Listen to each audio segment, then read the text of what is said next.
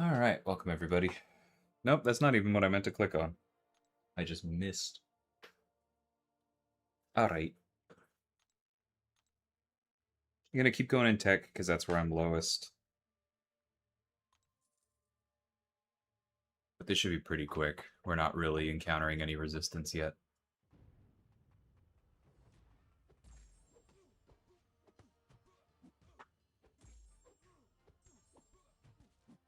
Which is good because I know this is going to sound like an excuse, but I trimmed my nails this morning, and every time I do, I end up like having some horrible oops, I thought I swiped when I didn't. Just because the ends of my fingers are in a slightly different spot.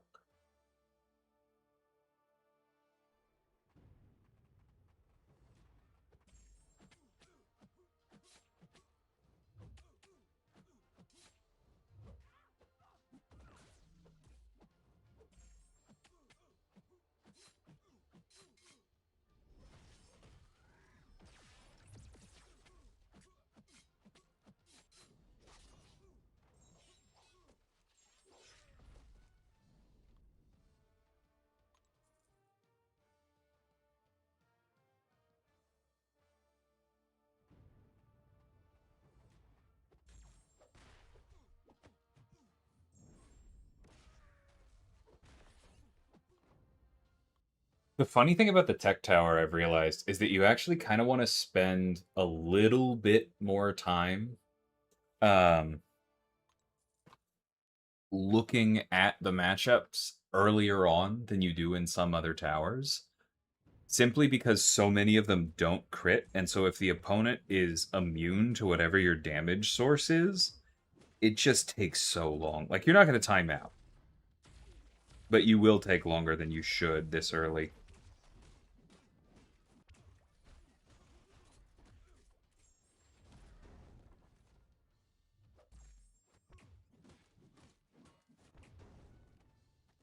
Hey, y'all. That's the idea, Elijah. I do think I should be able to push a little further in Skill and Mutant, so I'll return to those, but gotta check out these first, and hopefully the progress I've made means I'm not going to be walled in Cosmic, where I definitely was before this.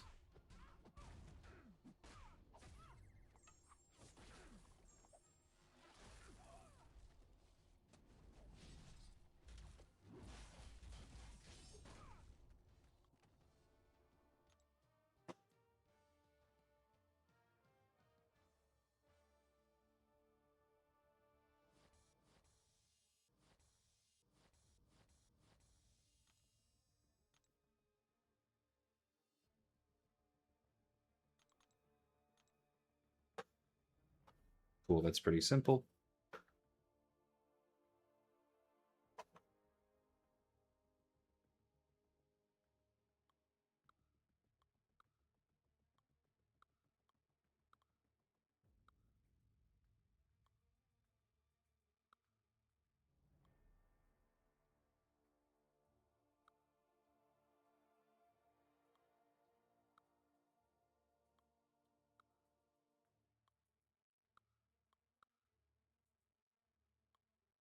Excuse me.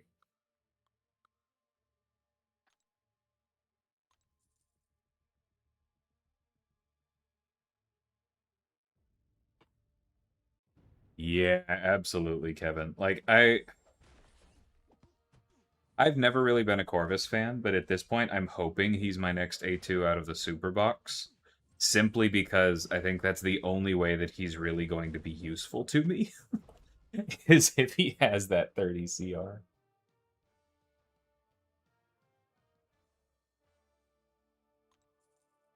I mean, I'm still struggling in Cosmic Ascensions. I picked up Adam, but only from a Nexus, and nobody else. Which is very much not appreciated.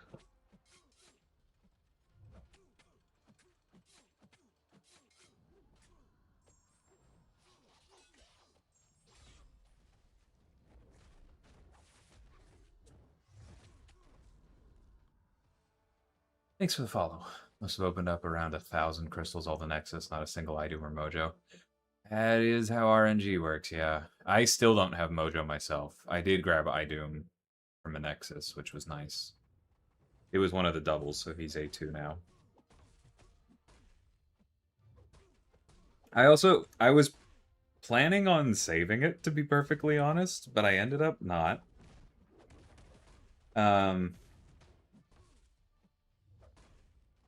If y'all want to see me open, I think it was 127 star crystals in one go.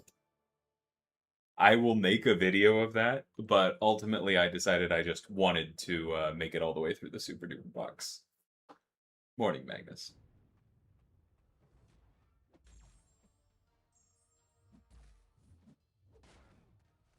Stupid heavy animation.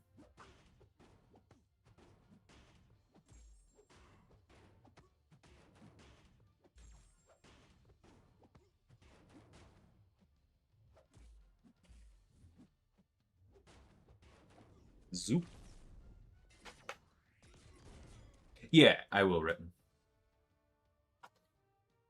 Actually, I can probably just handle it. Yeah, so first off, let me just double check. You were the third winner, so you get the third code.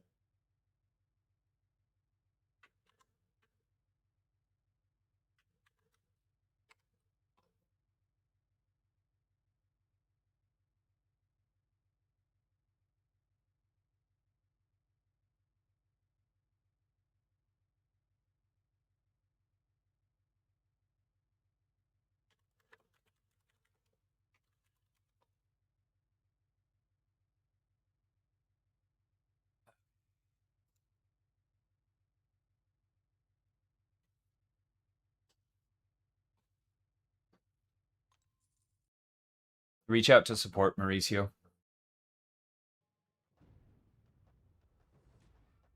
I promise I'm not being dismissive. It's just you're not going to get anything from me anyway. I don't have the power there, and that is what support is for.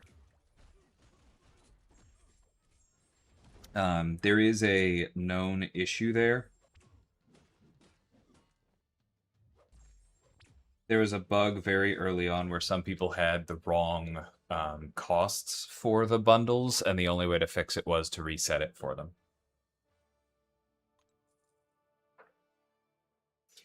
So a few people got affected by that. You were one of them, unfortunately. But support is working through people as they can.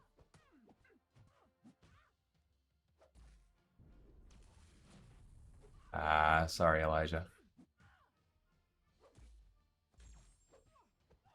If it makes you feel any better, Mystic and Tech were the only classes where I had 2 rank 5s, and those were the 2 I got.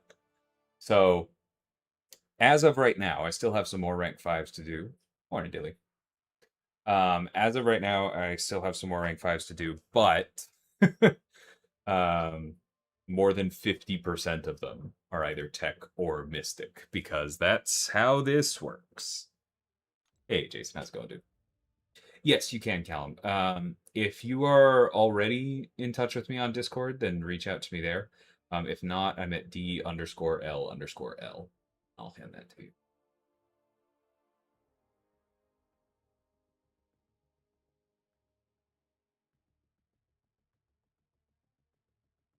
I think a little bit of both, Elijah. Honestly, for me, the tiebreaker would come down to what is currently blocking you in towers, right? Do you need the breadth or do you need the height? So this is where I am right now. I'll do a quick bit. I don't know if it's probably makes sense to do an account tour once I've decided on the last few. But I got Gentle to A2. Very happy with that. I think I ended up with an extra for him. Not that. Okay, we're getting the glitch today. That's lovely. But actually, can I tell here?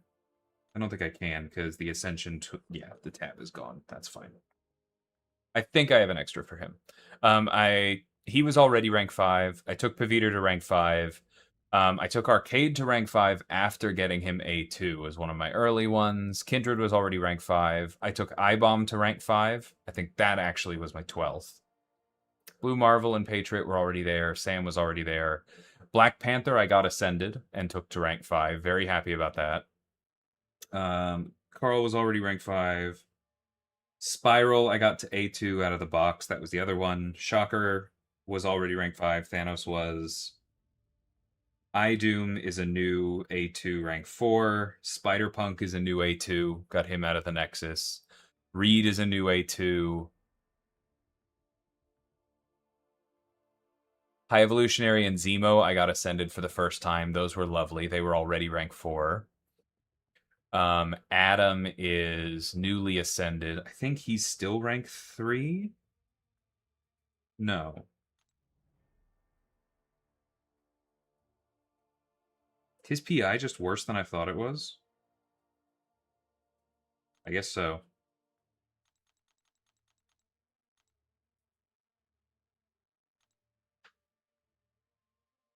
Okay, it was just literally the difference in the last 20 SIGs, and the fact that he's using a 4-star relic. That makes sense. Gore I took up because I needed him for the Cosmic Tower. He's not rank 4 yet. Or no, he is rank 4. Yes, he is rank 4 now. So I have 2 rank 4 A1s in Cosmic, which is a huge improvement from where I was. Toad is a new Ascension.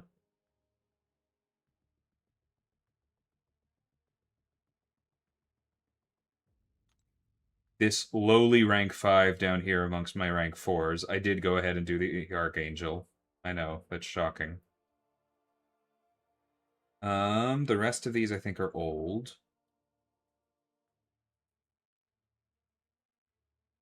I am literally out of class tokens right now, which is why Spider-Ham is still A1, but I do have the tokens to take him to A2. Looking forward to that.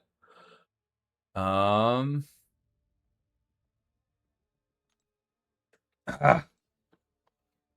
think all of the first appearance in the roster page are slowing it down when it comes to filtering. And I think it is literally causing it to glitch more just because of how pretty it is, which is a little bit annoying. I got Howard as a first Ascension. That was nice. And I think that's it for now. I have the 4 to 5 Web of Corruption gem still. Which means that... God, it just is freaking out. Maybe I need to put my menus back in 30 frames per second if this is going to be like this. Which means that one of these can go to rank 5 pretty easily. I'm not entirely sure who yet. I'll figure that out later. Oh, I got Joe first appearance. That was nice. And then I believe I have 3 rank 5s in the chamber. It might just be 2. Or no, it's only 1. I used 2 of them. Who am I forgetting? Who else did I take up? Oh, Black Panther. Black Panther and iBomb. Yeah, I went ahead and did those.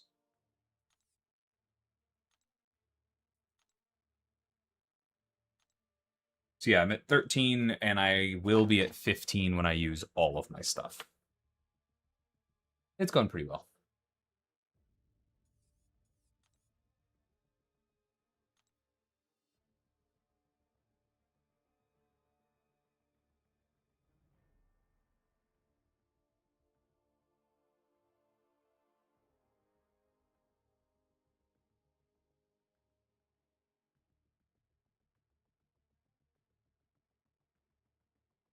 Oh, that's right. Okay. Thank you, Callum. I forgot that was you.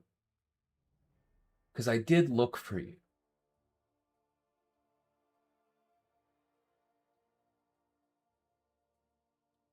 Because, yeah, I know you're in the members Discord. Okay. 5th place, 5th code. All right. That is 4 out of 5 codes given out. When Modmo shows up, then they're going to be good to go.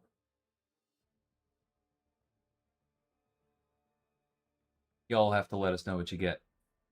Wanted to do Absorbing Man as well, but I feel like he's going to be blacklisted. I'm not sure he's going to be blacklisted. He has been banned. I'm not sure he's been top 2 bans, though. That is a high bar, especially across all of Tier 1. We'll see. I also think that he's going to be less ban-worthy next tactic because Null isn't going to be what he is right now. Like, Carl's very good, but there's a reason he wasn't being banned before this, and I think it mostly has to do with that Null. Nice, Nair. I'm jealous of A2 Toad. Where Shatterstar hiding his second sword. Dude, when that was pointed out to me, I was so shocked because I had seen it in like all of his promo art, and I was sure he just had it. Fairsham. And so then when I saw the proof, I was like, yeah, I was just very surprised.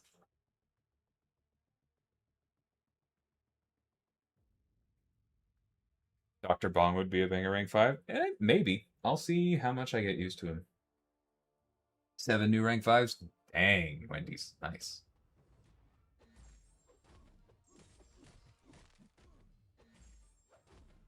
Noticing a lack of R5 Archangel? No, you're just noticing a lack of SIGs on R5 Archangel.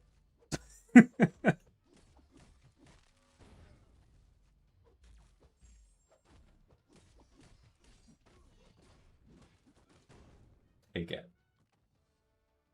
If we get to the end of the sale and Monmo doesn't show up, maybe. But I think I have a 6th place, and I don't think it was you.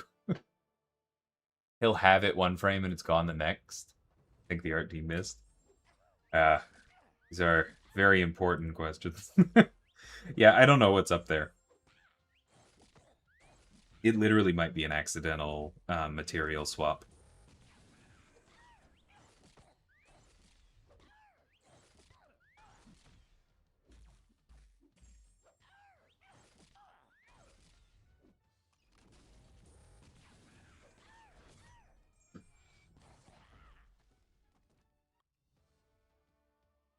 First appearance domino. Nice.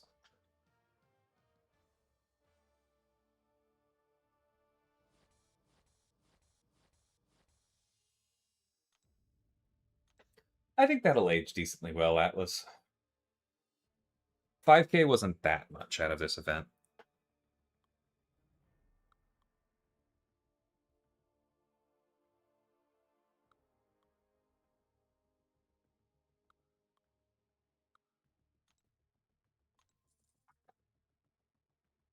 I just realized technically I could skip this block.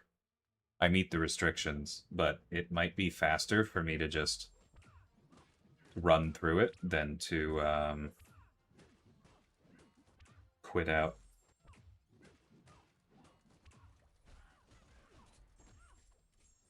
But I am 10 or more above every floor, and that is what allows you to skip.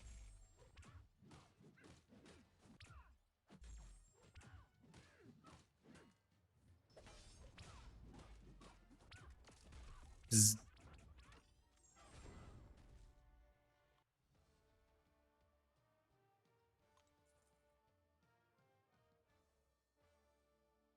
I don't know, Ashanta. I wouldn't necessarily assume that. Like, Ham is free now, right?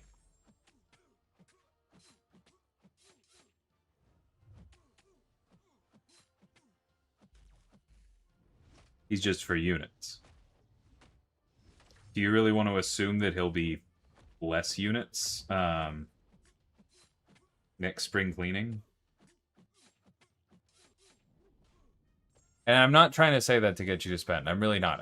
I would not necessarily, like, assume that about the sale next year.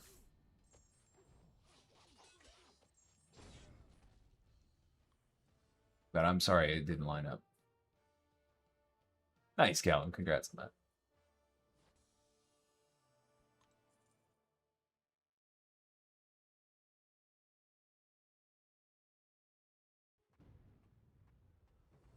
Glad to hear that, ASAP. Finally pulled Solvar. Nice. Yeah, I got my whoops. Oh, it was a heavy, not a special. It's fine.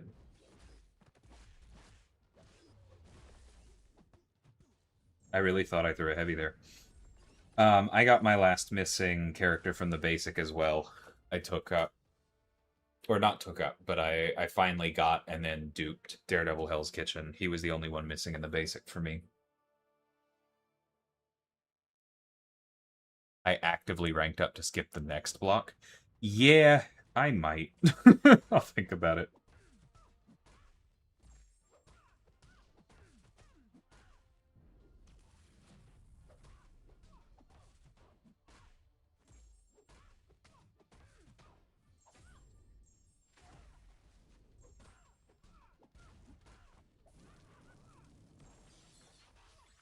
If Arcade can get them in the corner, he benefits so much from not needing to bait special threes. Or not needing to bait both ahead of special threes. Hey, Jency. You got my message about the code?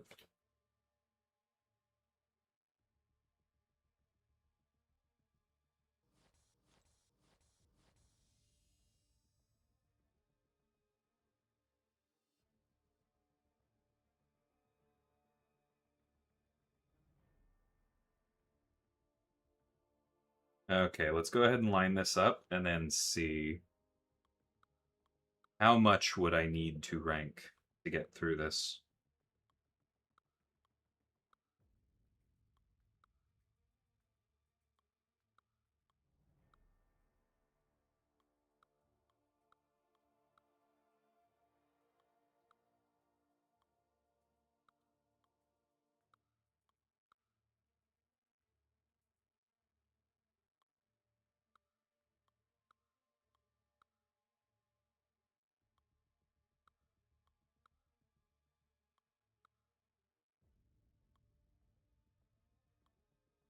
Actually, I think I can just restart. Yep. Lovely. Okay, I'm going to do that.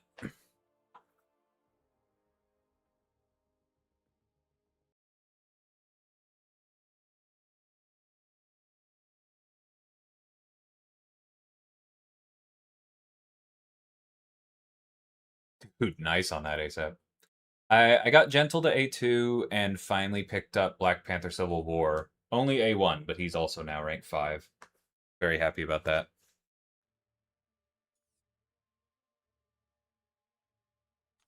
Yeah, I did go over it earlier if you want to take a look, but yeah, things went well. That is really funny, Cat.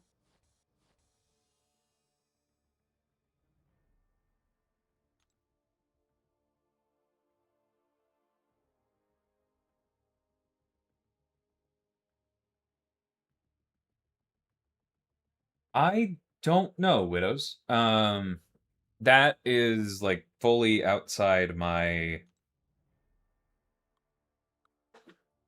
what you call it.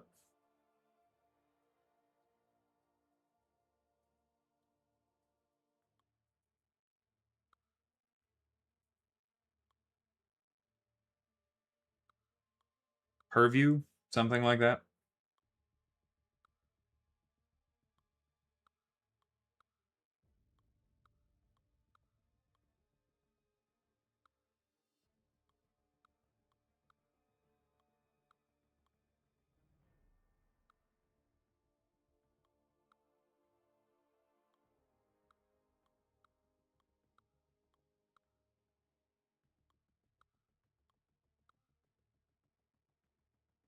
If I did 2 rank ups, I could skip this one.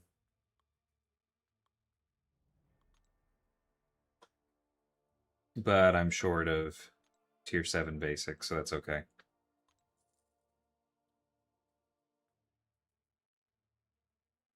Area of work is not what I was looking for. I was looking for one word, but thank you. Hey, Floyd. Hey, Usapa. I'm sure you do.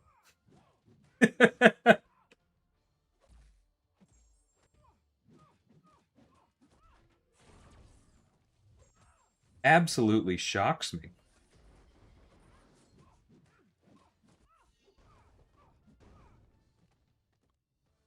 Ah, sorry about that, Clown.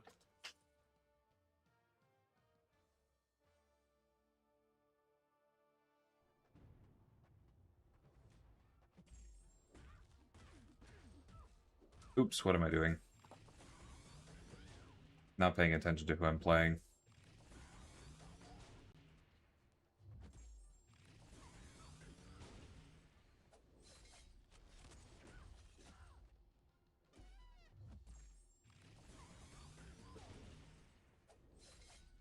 I think you know what you have to do, Erisham. Because if you take up Onslaught over Cassandra, and I am going to throw it back at you the next time you talk about how much you love her.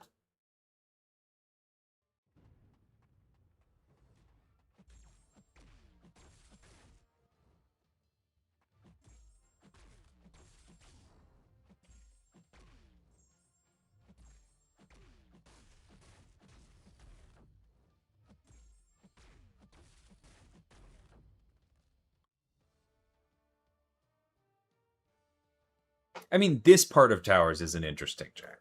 But I do very much enjoy the pushing at the upper end. But I get you.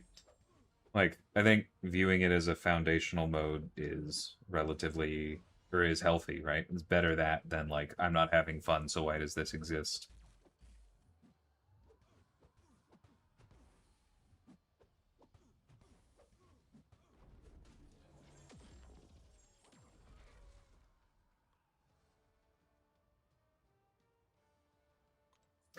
Oh, I know, Elijah. I could easily sink some more resources in and get some from that, but I feel like doing so to skip a tower level would be very dumb.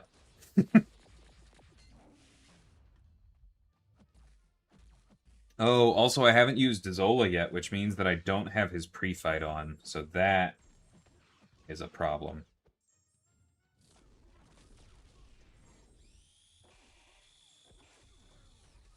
Gonna have to remember that for the next one. Yes, next season we're testing that.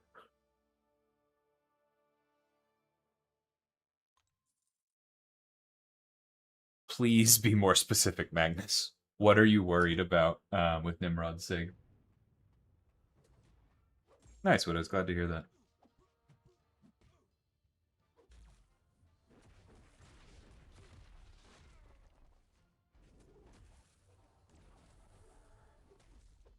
Much more fun and frustrating. Yeah, that's a good pairing.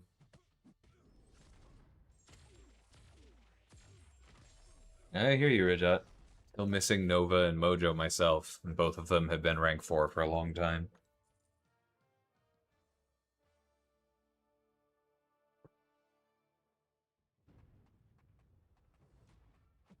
Oh, I think I know what you're asking about Nimrod Sig. Yes. It has always only applied to the first thing. Whoops. That's gonna stink. Right.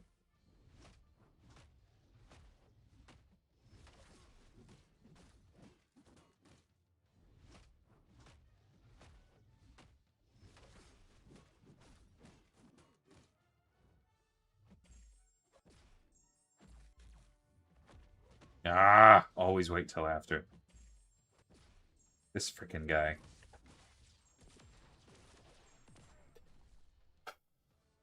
Yeah. I'm not sure that I would have thought to make that request when they were specking out the tech, Gency, but it's so good. I really need to get better about starting with the heavy and prowler and prowler fights.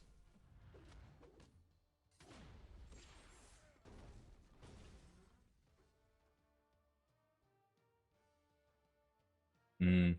I get where you're coming from, Atlas, but I don't think I agree. Like, there's still so much in Essentia and other stores. Like, I think we're doing fine there.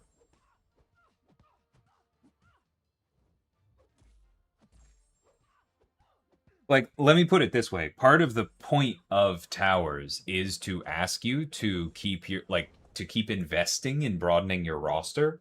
If you were feeling no pinch at all in broadening your roster and towers gave you everything you needed to do that, it wouldn't really be serving its design purpose.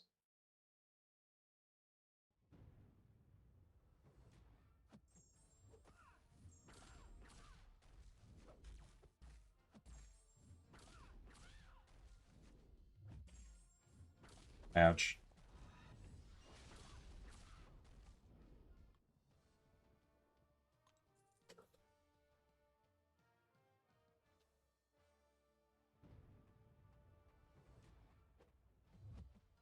Yes, it should, like, there's a number of things, Magnus, but bluntly, the long and short of it is that that is the way Nimrod has always worked.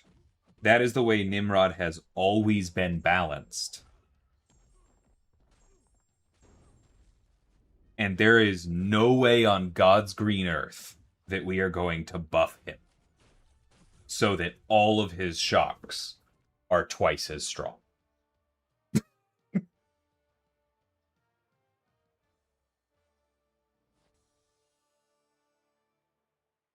And I don't know what you mean about that makes no sense that in his target matchups his Sig doesn't do anything, because that's not true.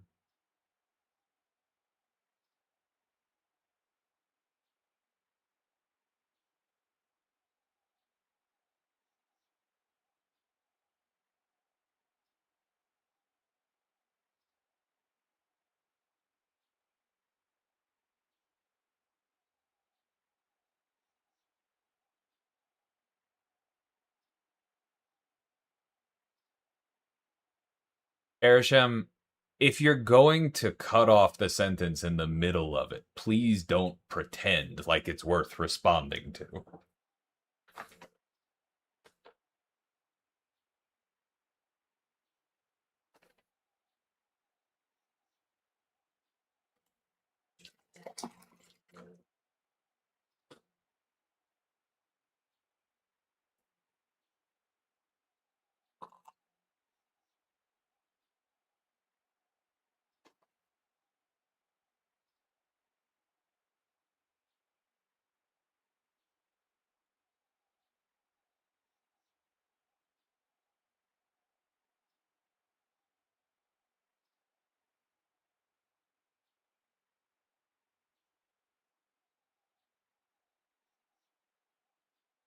I mean, Hulkling? Okay, so then you just don't understand how that whole banquet thing went down. Nimrod did get help.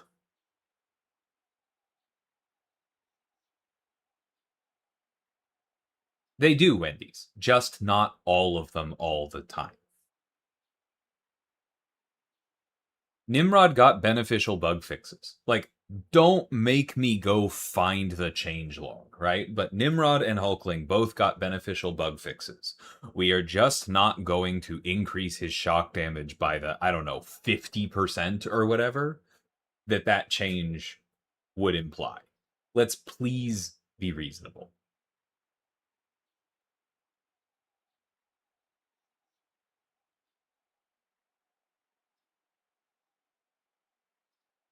That's fair enough, Wendy's.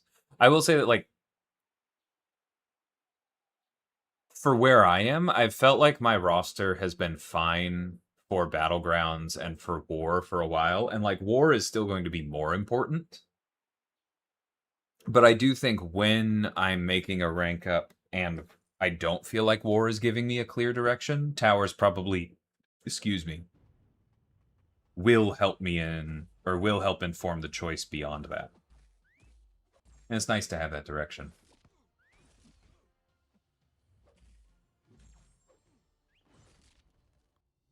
No, I know, Erishep. I know it was a joke, but like I've never really enjoyed that genre of joke that is just, hey, if I cut off your sentence halfway through, it sounds silly. I know. That's how English works.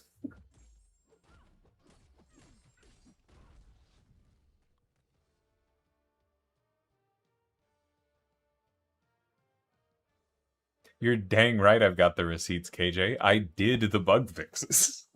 I kept very extensive documentation because of exactly stuff like this.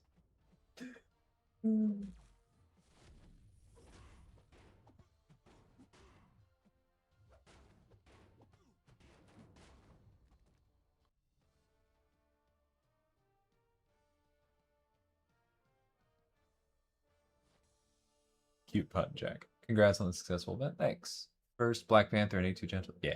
Went well. No worries. Black Cat or Shang-Chi for rank 5. They're both very, very good. Like, I think a battle group would want both. I personally have always been more of a Shang-Chi enjoyer. But I like Black Cat quite a bit. So I would just go with your preference there.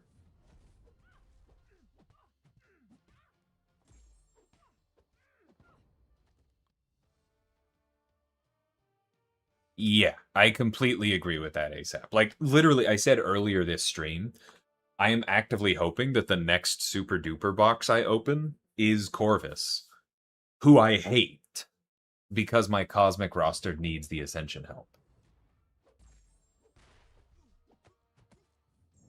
Oh, don't do that, Arishem. You've been here long enough to know that the word ever is a pretty useless modifier.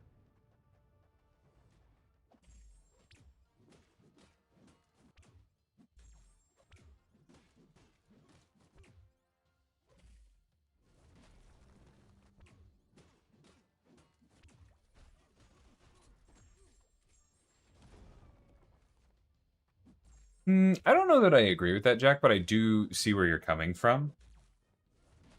I think the mechanical execution of Black Cat with the spacing is a little harder to do. And Shang-Chi is very consistent when you are used to him. But I think Shang-Chi generally requires more like advanced planning and like mental bandwidth from a tactical perspective. And I think that there are definitely people who are more comfortable with Black Cat like needing to mechanically execute, but doing basically the same thing all the time. It's like once you understand how she works, you're basically just looking for opportunities to do the same thing over and over and over again. It's kind of like Tigra in that way, as opposed to Shang-Chi, where it's like using him properly means being adaptable, and some people are bluntly not that great at being adaptable.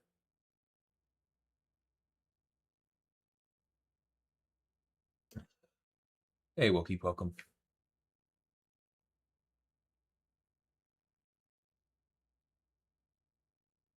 I would definitely expect just various towers events. It's a pretty logical format for us to use going forward.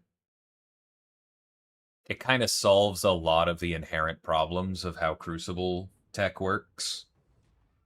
And it doesn't mean that we'll always do it this way and we'll never do the Crucible thing again. But I think towers are here to stay.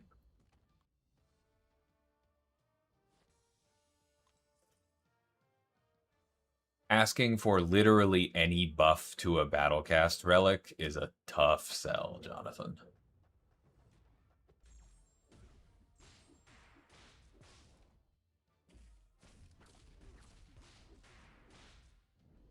I shouldn't have. You jerk.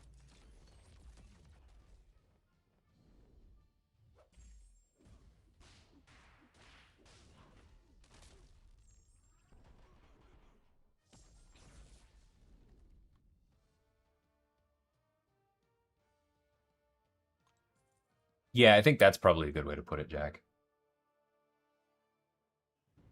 Especially given the reasoning for your specific ask, Jonathan.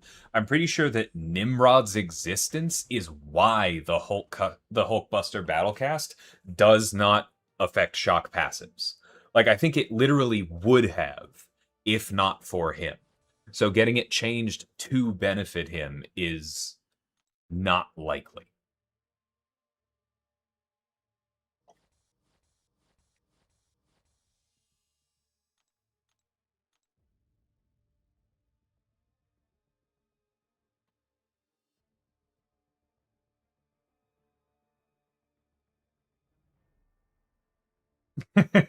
That is why there are reasons to still use Crucible tech as well, Cat.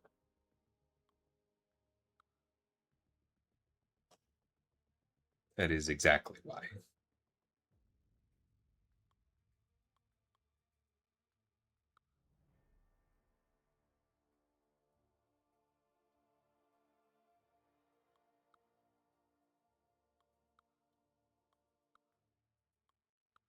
Nope, not making that mistake again.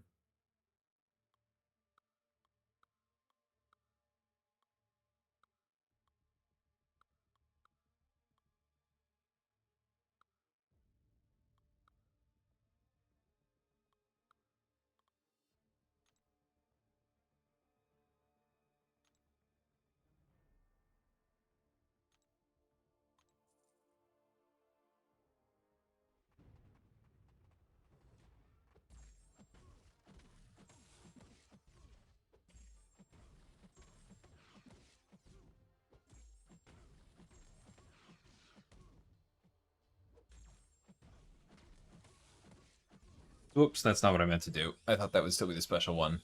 Stupid.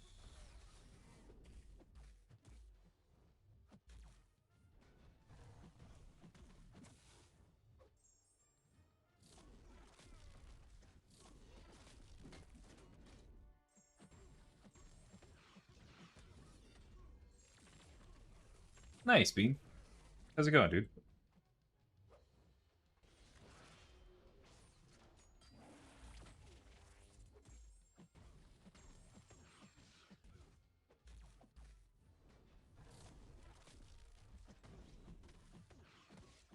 Ugh.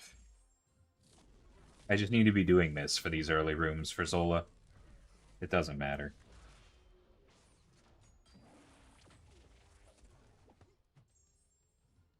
There we go.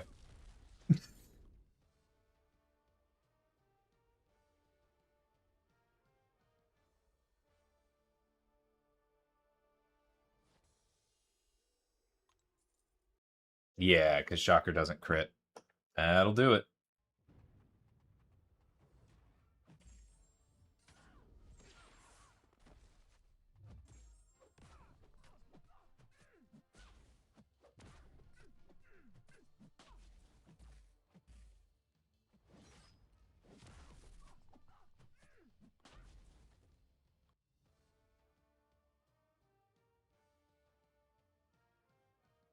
Honestly, I think that, like, a lot of the ideas in Nimrod's kit are really cool, right? Like, having two different modes fits the, like, adaptability narrative of the Sentinels, right? Being able to go into a super mode, especially against mutants, is really cool. Like, all of that is neat. Um, the special one trick where if you throw the special one at the right time, you get to double dip on the benefits between them. Amazing. Like, I have so much respect for the design choices in Nimrod's kit. I basically have two categories of problems with it. He is too strong, and he is coded in too uninteractive and broad a way, right? Like, he's supposed to be the ultimate mutant hunting robot, right? Why does he hit all regens? Why does he remove all regens, right? Like, in the future, if we want to make regen a thing, no matter what class we're looking at, right? Like, it's not just regen passives, it's not just regen buffs, it's both, and it's against all classes, unrestricted. It also used to not be subject to ability accuracy at all. I think it might still not be. I forget. I don't remember. But, like, oh, it's not against mutants because of the immunity to ability accuracy modification. But, like, it used to not be at all. And that was just a coding mistake, right? Like, if in the future we want to make regen a threat and we want Nimrod to not be a solve, we're going to have to say something along the lines of, like, personal regen effects cannot be removed, or at least, like, cannot be removed except by advantaged class or something, right? And that need only exists because of Nimrod. that doesn't need to be there, right? Like the regen removal specifically just against mutants, I think is neat. The fact that it hits like mystic block regen is stupid. And that's the kind of thing is like, again, I think that Nimrod's design is really, really cool. There's a lot of excellent, interesting choices in the kit. And that makes sense, right? It's kind of that designer's signature. They also built Tigra, they also built Sunspot. They have cool ideas. But I don't think that they were really in the habit of thinking forward enough and going, how does this fail in the future and leave space for somebody else to be good? Which is one of the most important things you need to ask yourself as a designer. And obviously, he's just too strong. And that's a tuning issue because we weren't doing balance passes the same way at the time. And even if we were, sometimes things get through, right? But like Nimrod Sig is also, even though we just went through a conversation about how you could ask for it to be stronger, like Nimrod Sig is a really good illustration of why I so often tell my or less so now because I don't need to, but I made a really big point with my fellow designers about like, hey, let's try not to hit potency and duration of the same thing unless we're being really intentional about the exponential growth, right? Because keep in mind, like Nimrod Sig says 35%. And so it's really easy to internalize that as like 35% better.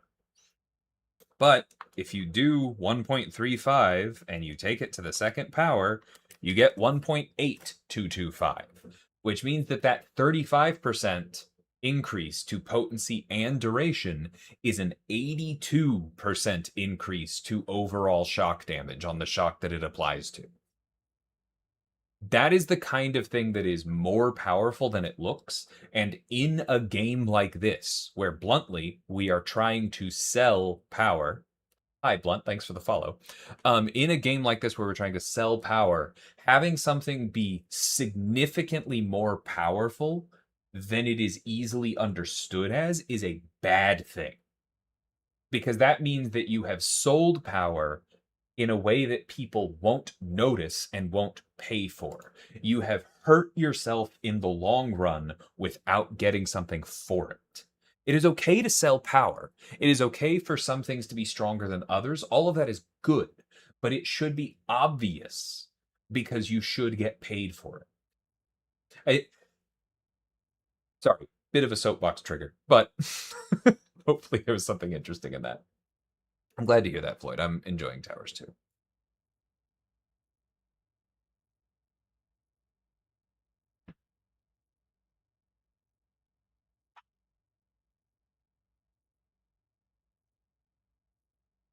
I don't really do favorites Atlas. I know that sounds silly, but it kind of, my moods are changeable.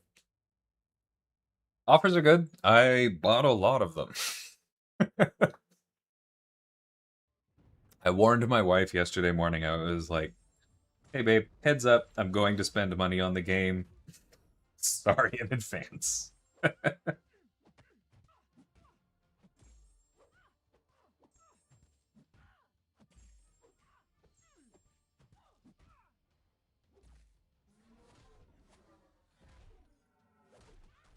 I don't know why I didn't just heavy counter there.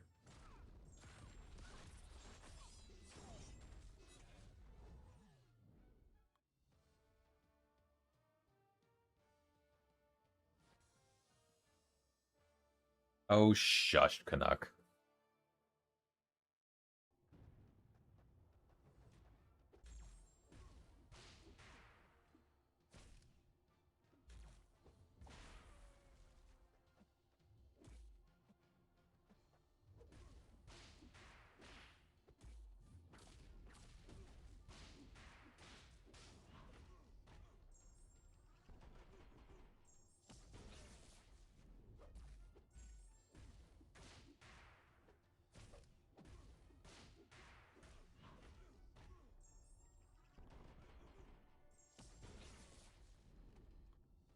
Exactly. Thank you.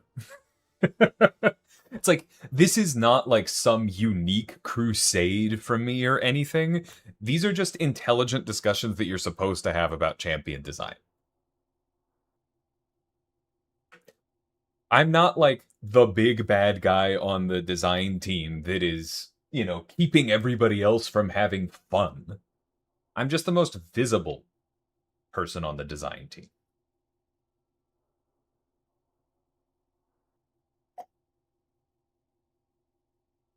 That's an interesting perspective, moviegoer.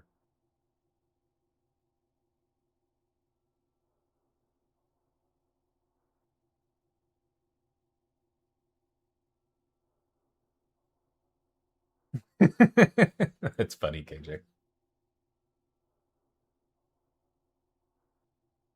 I did. I do have a rank 5 Archangel.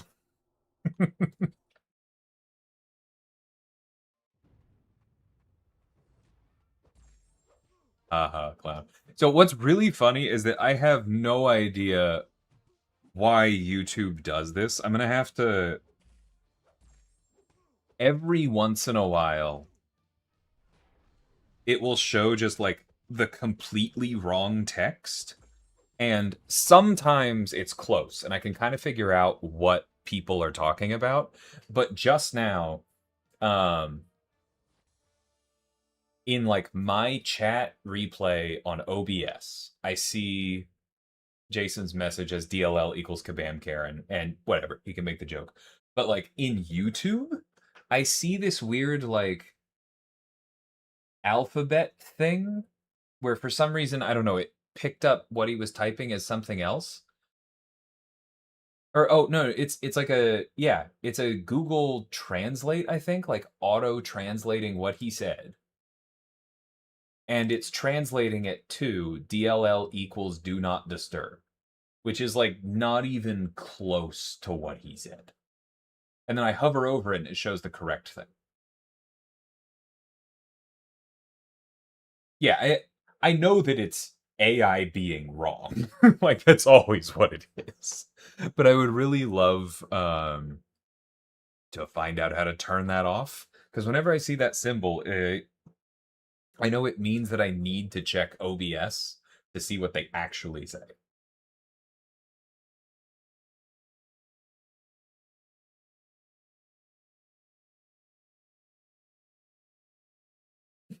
I appreciate it in a good way, Jonathan.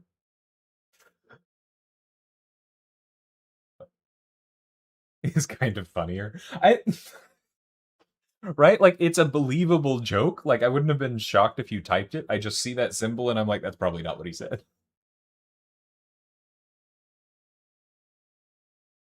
Watching your streams got me back to this game. Love this game so much. Such a good memory. I'm glad to hear that, Danes. That's really cool. It's always neat to hear those things.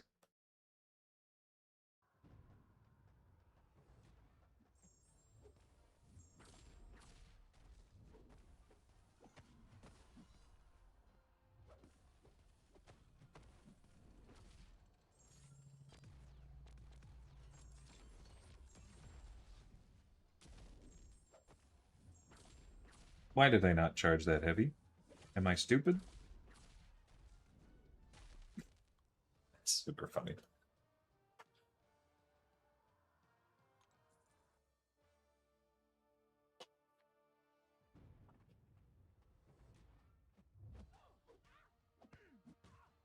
That's not very nice, Bucky.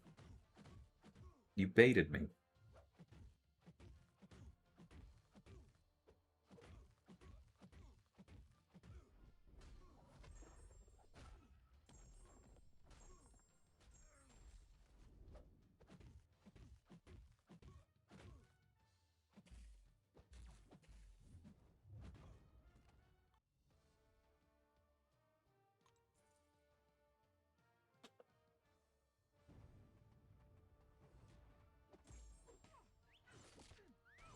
Also, back to KJ's point, there is a lot of math in champion design.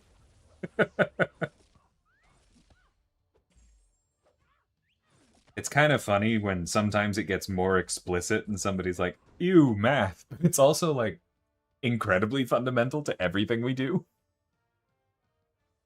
Like the way the implementation choices we make, the design choices we make, the differences between two or three different options we have and which one is better very often comes down to math. It's like, well, yes, on their face, you could do any of those four things and the impact would be exactly the same. Except that because of math, they're all dramatically different and have completely different impacts on design space. And so now we need to talk about math for 10 minutes so that we can all agree on which one we need to do correctly.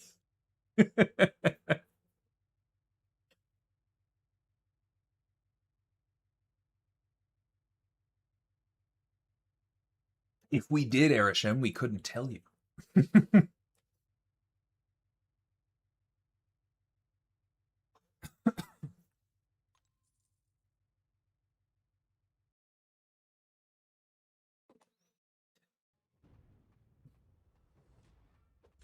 The funny thing about the math is that, like,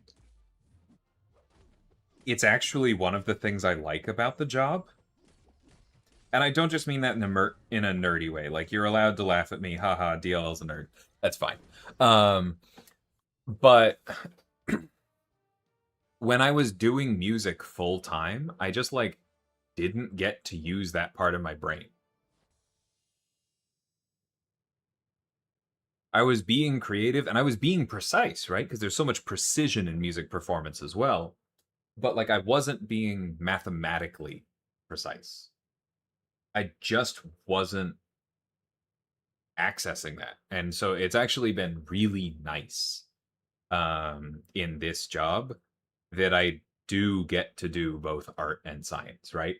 There there are vibes. There are a lot of vibes, right? Like I think I literally gave somebody the advice last week that like they were saying like, well, I can't do anything with that. That's subjective. And I'm like, no, you need to learn how to do something with that because this is game design and a huge amount of what we do is subjective and you need to figure out how to turn it into something objective, right? Like there are a lot of vibes, but there's also a fair amount of math and I really enjoy the balance.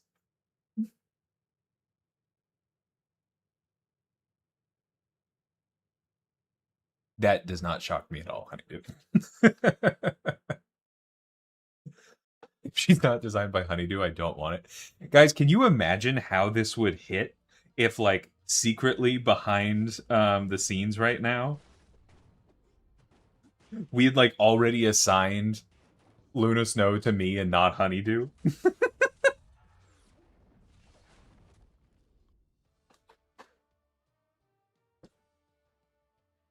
Like, I appreciate that y'all are complimenting her, and you should.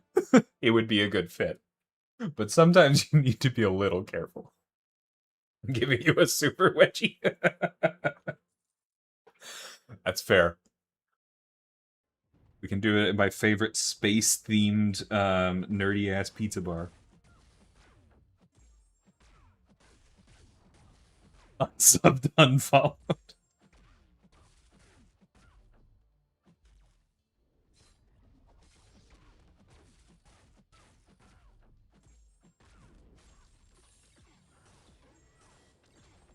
Have fun looking at my punk code. You say that like I'm not going to end up doing that on a champion eventually.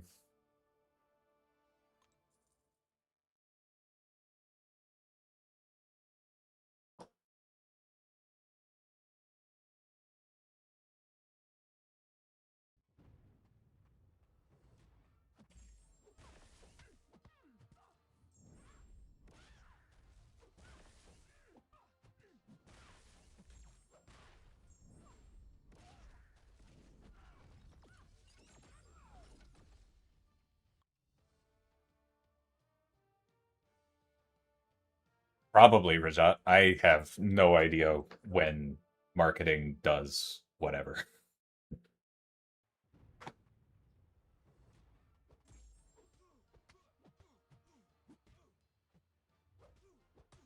To answer your question, WayJ, like I do place some value in first appearance. Um, but not enough to go hunting in this particular box. I think this price point is relatively fair. If I could guarantee what I was getting, I would honestly probably go higher.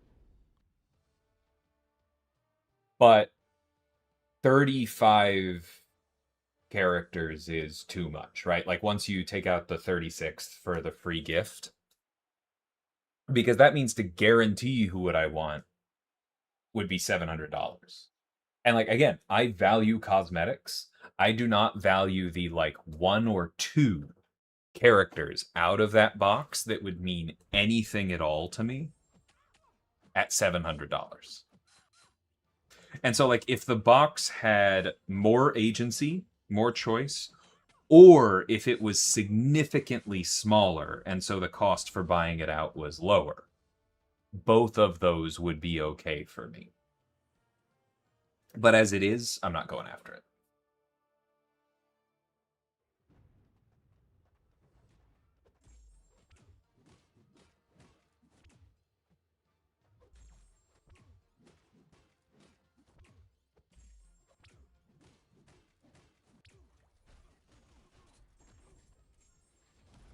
That's what I said, Kat. Like I gave literally that feedback. If it was a first appearance selector, I would have paid $50 for Storm, and I don't think I would have blinked.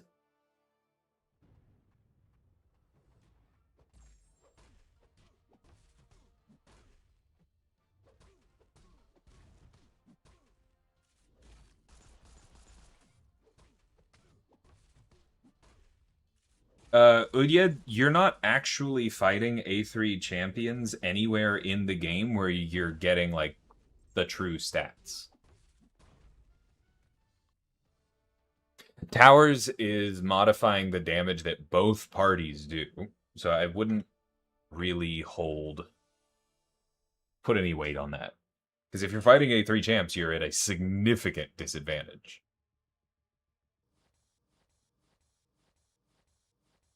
Hulk, nice. Yeah, I got Joe Fixit, which, like, wasn't in my top 3, but I don't mind. I like Joe.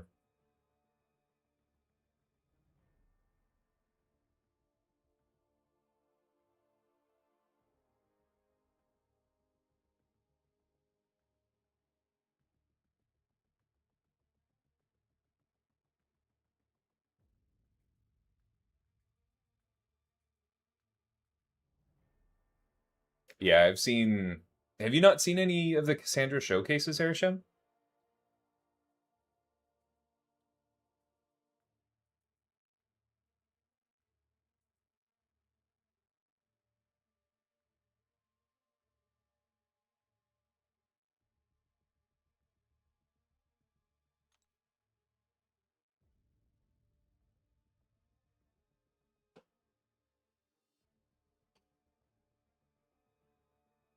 On the off chance you're being serious, Arishem, we're not going to remove Green Goblin. There are ways around him. You can learn them.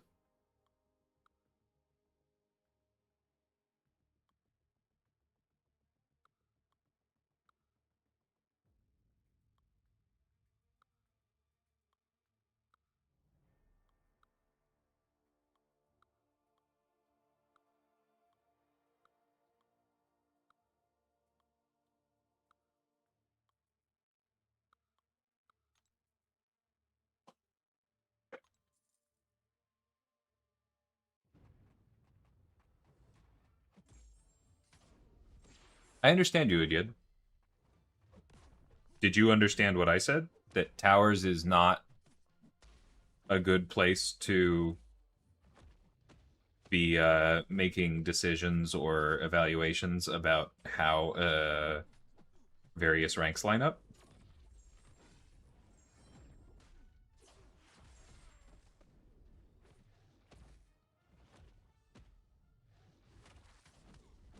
I was hoping that would land.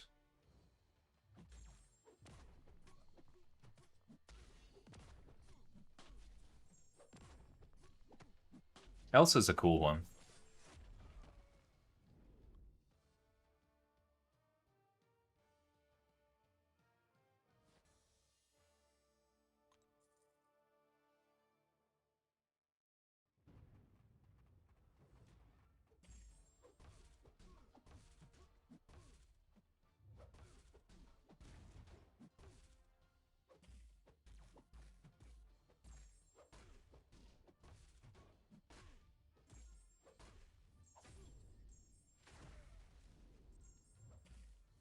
I don't know why I didn't hit into that and then push. Whatever. Dead. Yeah, I think Arcade is going to be one of my go-to solves for Spidey. He doesn't move forward that much, so you can get him in the corner, and then the poison cuts through him.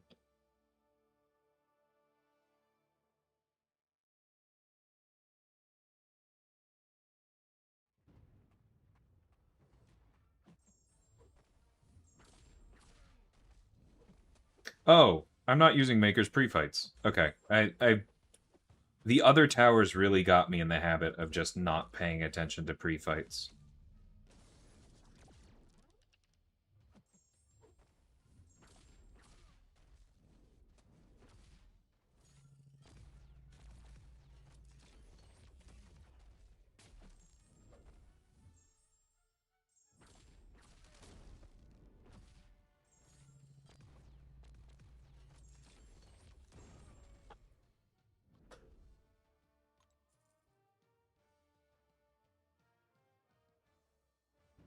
Yeah, Taskmaster can be tough, for sure.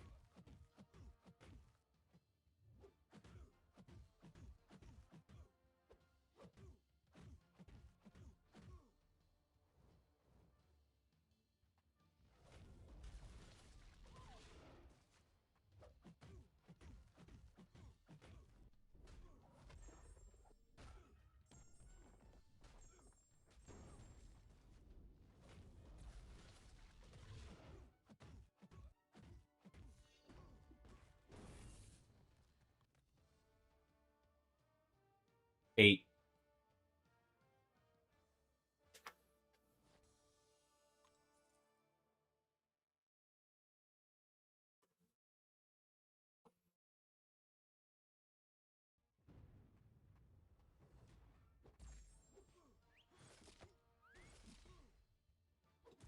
I think Stark Spidey punching up 30 makes sense. 12 wins. Tisk tisk. I see how it is.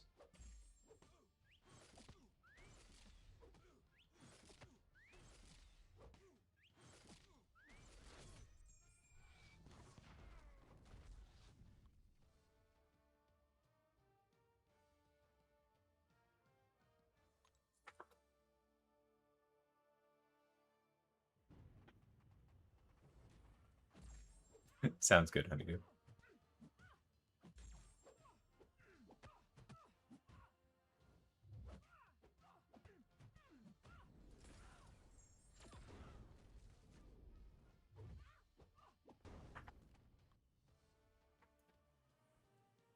I know I'll actually need to do Iron Man's full rotation later in towers, but it feels so silly to use the special 2 when it ends the fight.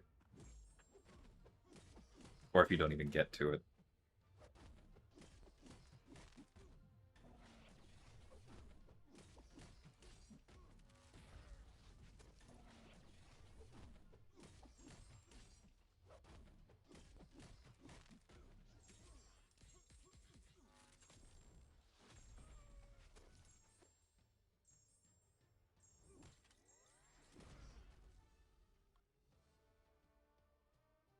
Respectfully, what's good? No.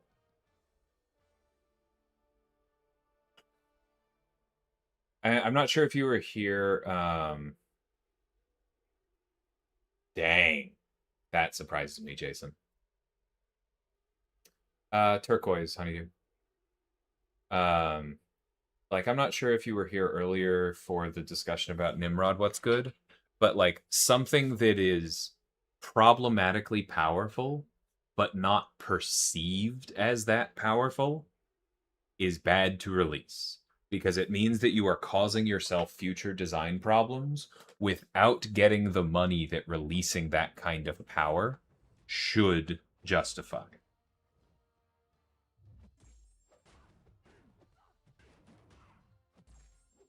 Taskmaster is a really good illustration of that because, to your point, his damage is bad enough right now that I don't think he would make any money, right?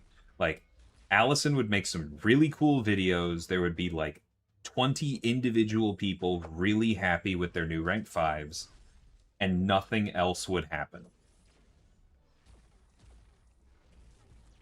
But we would have then just committed Taskmaster's existing kit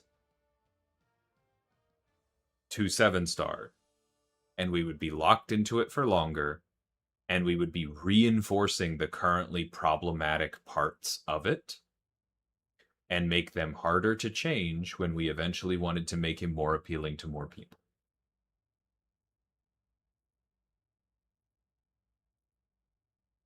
I mean, it is a compliment. Allison is a very good content creator and incredibly skilled, and she does cool stuff. Like, that was not intended as a shot at her. But she is one of the few people who would be loudly excited.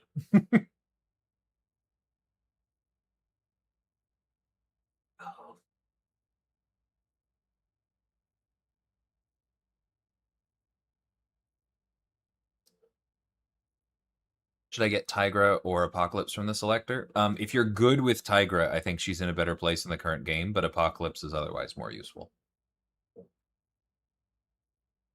I think Sam probably can take Taskmaster. You're going to run into a little bit of an issue with the special one not doing as much, but if you limit how much you parry, he does make sense.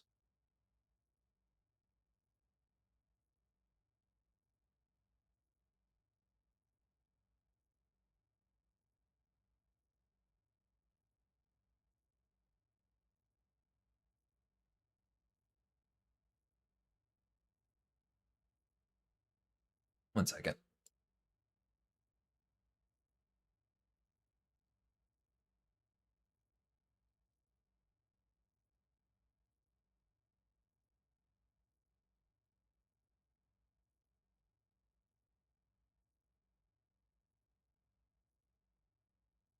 Okay. What was the... Oh, Airsham said when making a champion with power control, how do we limit it to make it strong and useful? That probably varies depending on the designer. In my opinion, you want to try and make it as targeted as possible. Like if I have power control, where do I have power control? Where does it come up in my loop? Do I have to earn it? Does it have a cooldown? Do I have to maintain it? What's the uptime on it? Can it pull the opponent off of a special 3? Can it pull the opponent off of special 2? How I already talked about frequency. When you do always have it, like something I did with Paviter was Power Steel in particular is a tricky one because it affects your own power economy as well as the opponent's. And that is why one of the things I'm proud of with him is the way I scaled his Power Steel, where it is stronger when the opponent is at low power because it's a percentage of their max. But then once they get high enough, it becomes a percentage of their total power. Which means that I was able to tune it to a level that you noticed at low power, but still felt fair to me. But then I could make it stronger when the opponent had a lot of excess power. And it's stronger specifically when they have power gains or energizes, right? And just buffs because he's aimed at cosmics. Like, that's the kind of thing that I mean. It's maybe not the most fun answer because it would be cool if we could just say, here's a power control ability, go forth and have fun. But it is so strong because power is king in this game in a lot of ways that I think the responsible way to do it is just target it. Completely agree, dude. Yeah, Dracula annoys me so much. Hey, Sam, how's it going, dude?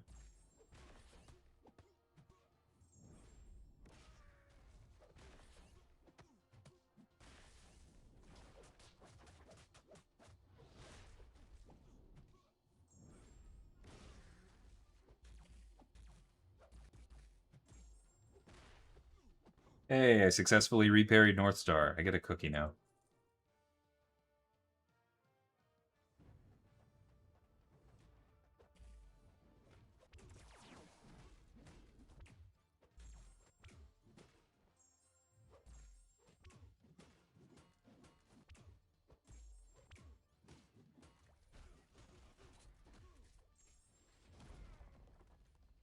Hey, work.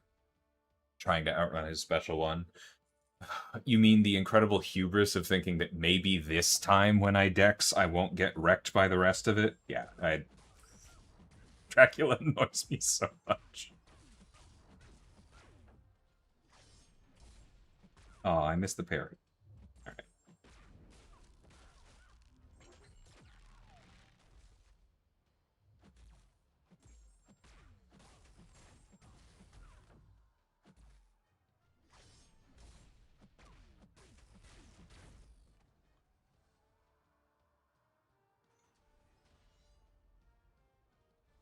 He's changing how I see my rank. Dracula could have so easily been such a toxic defender with those animations. And, like, we didn't want to do it with where he was in the year.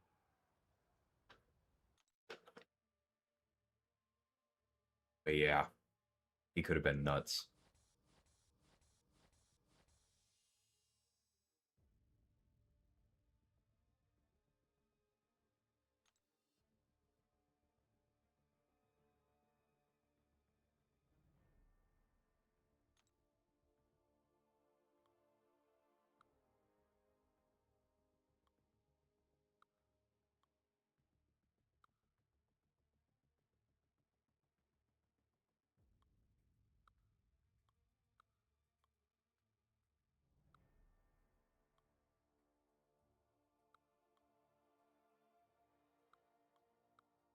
He's listening fun.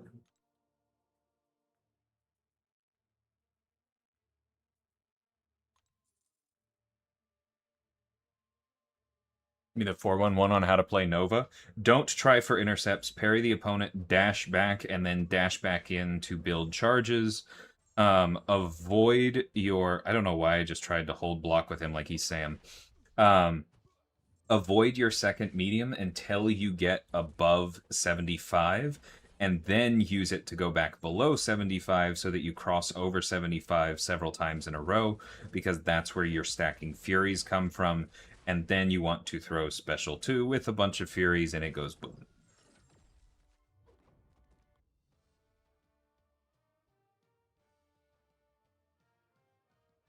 Was the blood on the floor always there? Pretty sure it was always there.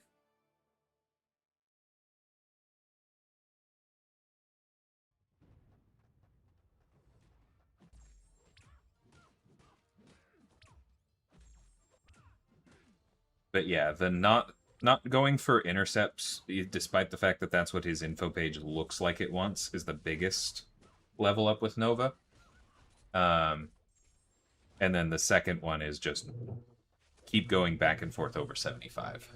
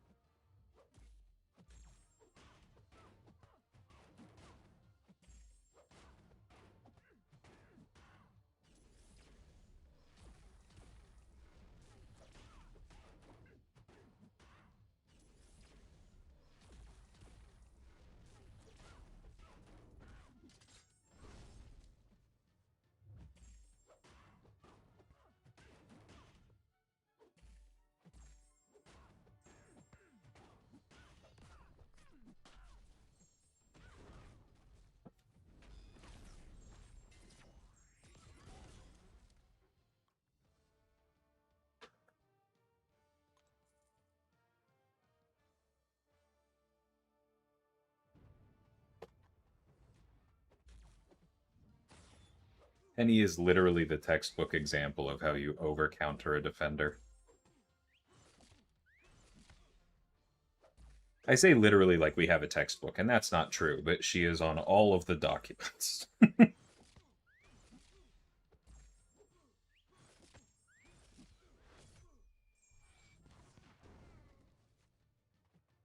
don't know about the vanilla part, Jack. Adding vanilla only works for some things to me, but I have had a Dr. Pepper float and enjoyed it.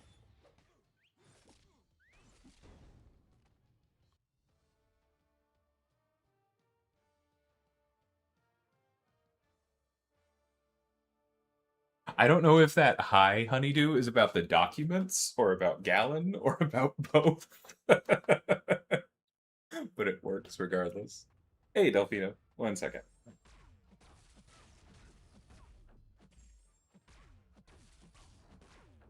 Did someone make a video complaining about Nimrod recently? That's the second question I've gotten on him today.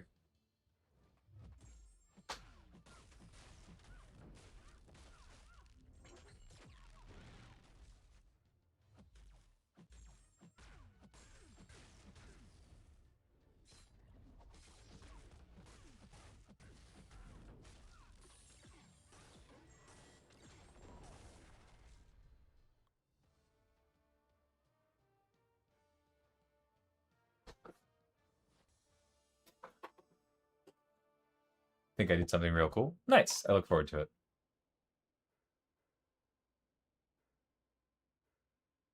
What was I gonna look at? Oh yeah.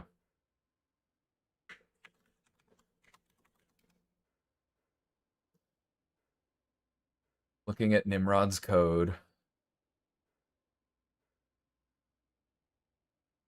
which is white and pink and immediately follows Nico's black and pink code. I do enjoy that quite a bit.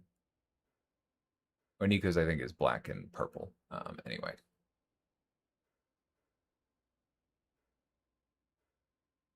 Blah, blah, blah, blah, blah, blah, blah. There it is.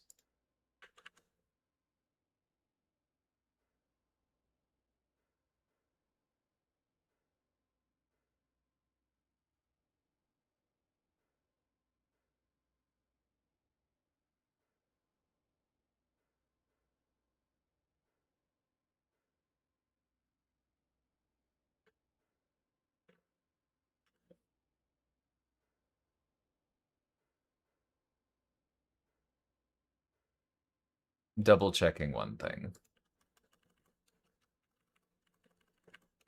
Mm-hmm.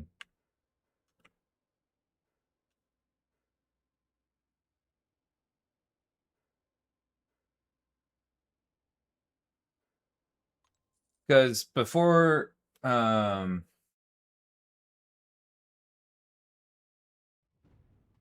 I answer more specifically, Delphino, like, can you tell me why you think you've been using him wrong?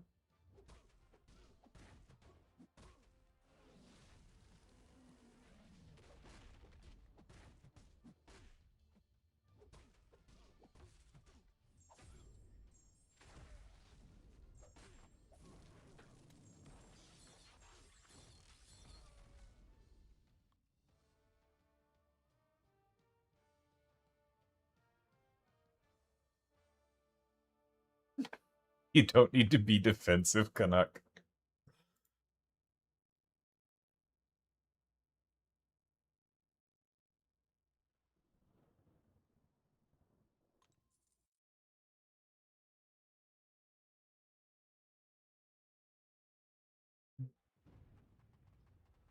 He's not getting changed. I think Delfino is just legitimately looking for understanding.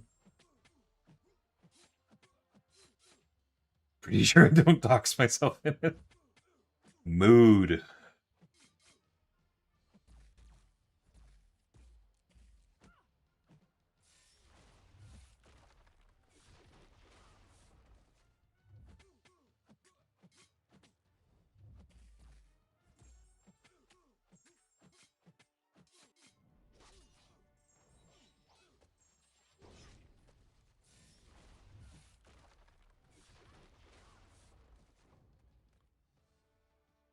Hey, Maya.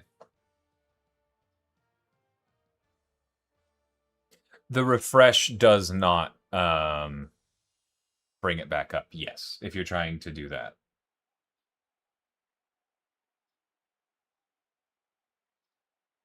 Yes. Bastion.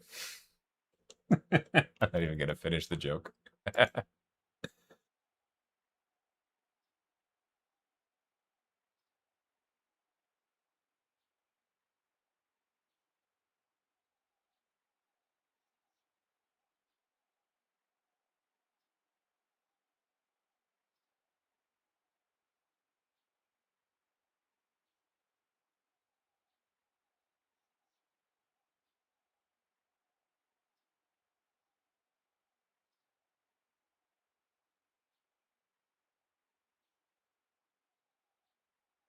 That is neat, honeydew.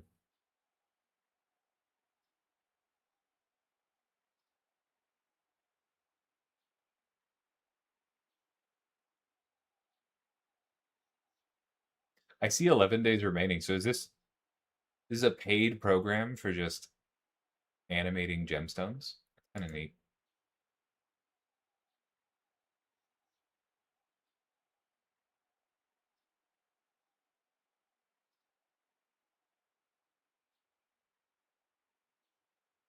Yeah, that is cool.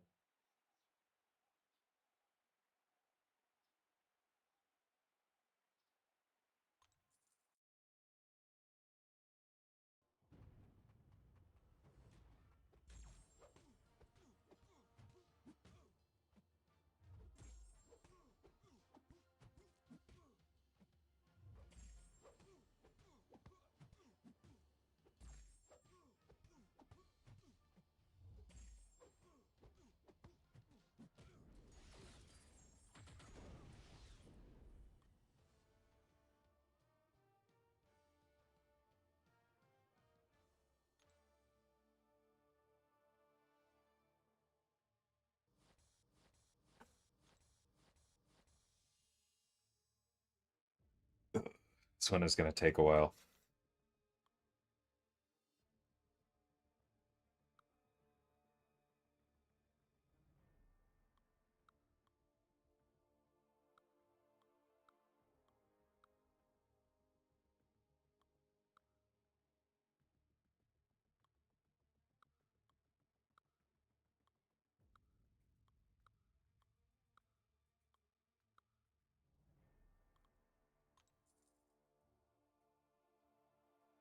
Yes, you can post links. Yeah, go ahead.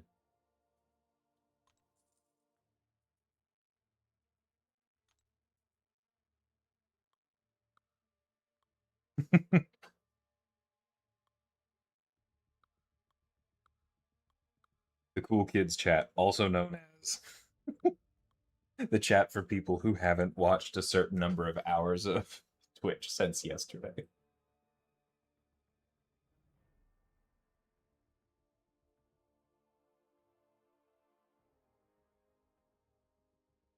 The what fantasy Airsham?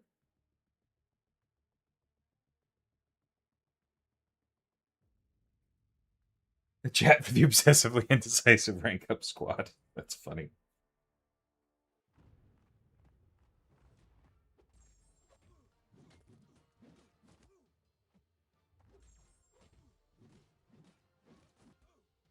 I am also in that squad, Maya.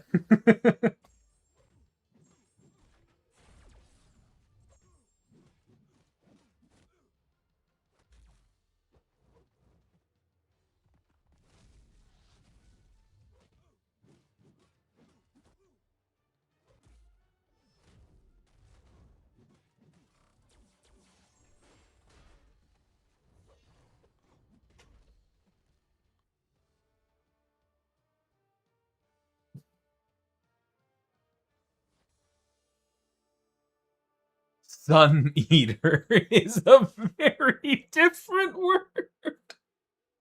Thank you for the clarification. I'm here under duress. Uh,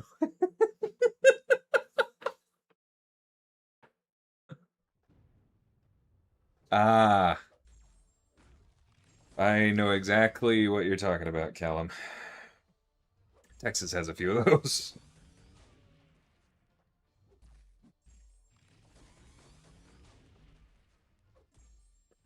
Whoops.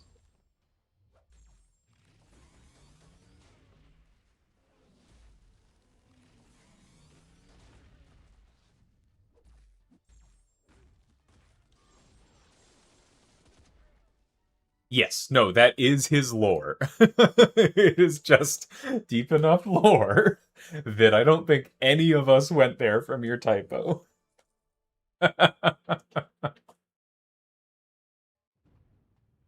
Funnily enough, I had a meatball sub for lunch today. It was delicious.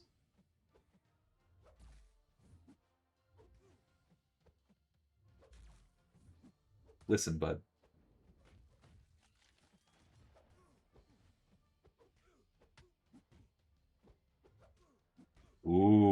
that's annoying as heck. Alright.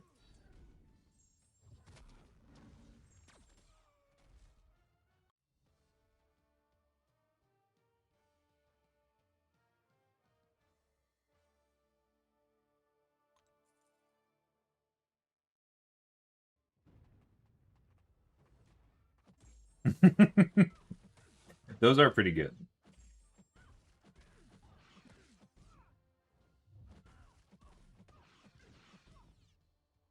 Also, Sim, I want you to know that, like, when I first walked in there, I told the other people, I was like, this place is so Midwest USA coded. And so the fact that you love it is really funny to me. I specifically said Chicago, but close enough.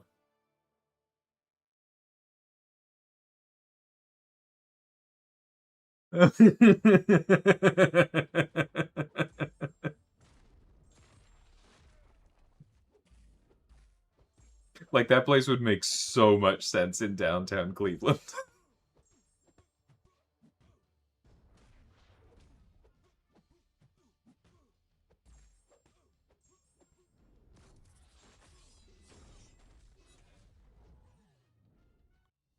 Cat is also a Midwesterner. That's fair.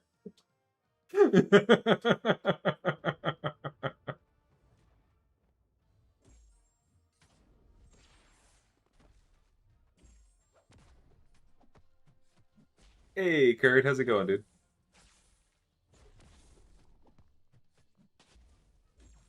Uh, I might play Magic later today. I did a Friday night draft last night. That was fun.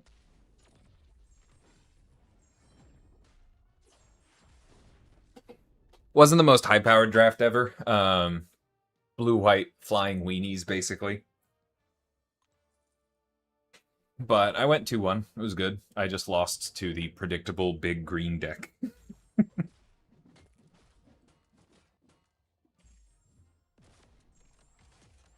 Oh, cool. I appreciate the shout, Card.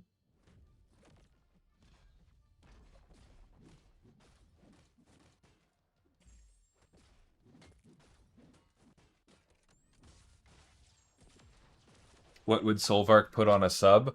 Well, given the conversation we just had, I feel obliged to mention that there is a particular spice blend at Penzies, for those of you who know that spice store, called Sardust, but it's spelled Tsar, like, Polish Russian, so it's kind of like Slavic inspired spice blend.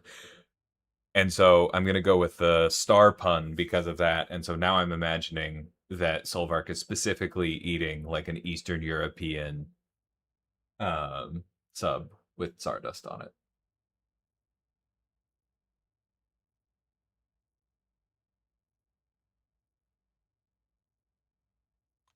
Yeah, no, it was a really fun deck. I had a couple good equipments in it, especially Sam's suit. And I had a Jane Foster, who is just so incredibly good. You have even one equipment, she's decent, and if you have the equipments that auto-attach themselves, I was doing the flying Voltron thing all the time. Apologies to the non-Magic players in the game because I know or in the chat because I know I'm just saying words, but the current Marvel set is a lot of fun.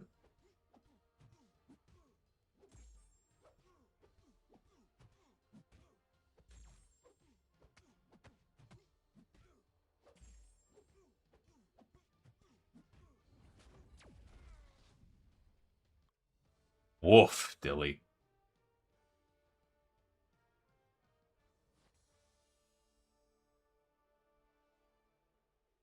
It's not really true.